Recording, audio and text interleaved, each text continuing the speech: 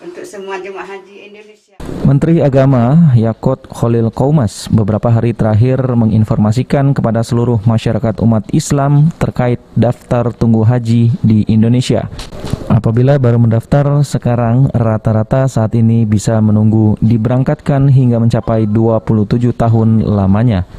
Menyikapi hal tersebut, Kabag Humas Kementerian Agama Sumatera Selatan, Saifuddin Latif menjelaskan, adanya informasi daftar tunggu haji hingga 27 tahun tersebut memang benar adanya.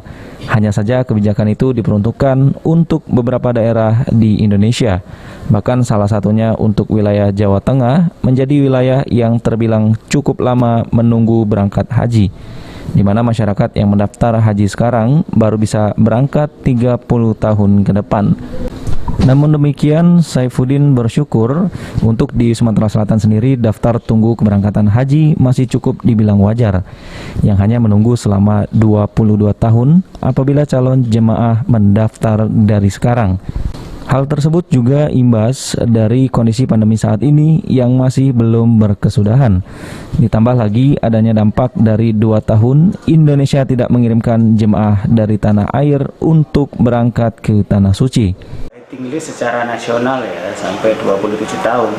Tapi kalau untuk Sumatera Selatan, waiting list atau daftar tunggunya itu sampai 22 tahun. Artinya kalau kita mendaftarkan sekarang, dapat nomor porsi sekarang, pemberangkatan itu 22 tahun yang akan datang. Itu pun dengan catatan kalau ada pemberangkatan haji nih tahun depan karena kan sudah 2 tahun ini nggak ada pemberangkatan haji.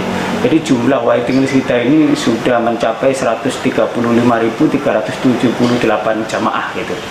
Ini imbas juga dari 2 tahun nggak ada pemberangkatan, jadi semakin panjang ini. Selain daftar tunggu haji, biasa yang saat ini memerlukan waktu panjang untuk berangkat. Imbas dari segala kendala, keberangkatan haji juga turut terdampak pada keberangkatan calon jemaah haji plus atau khusus yang biasanya hanya menunggu kurang dari 1 tahun untuk diberangkatkan, namun kini bisa mencapai 3 tahun.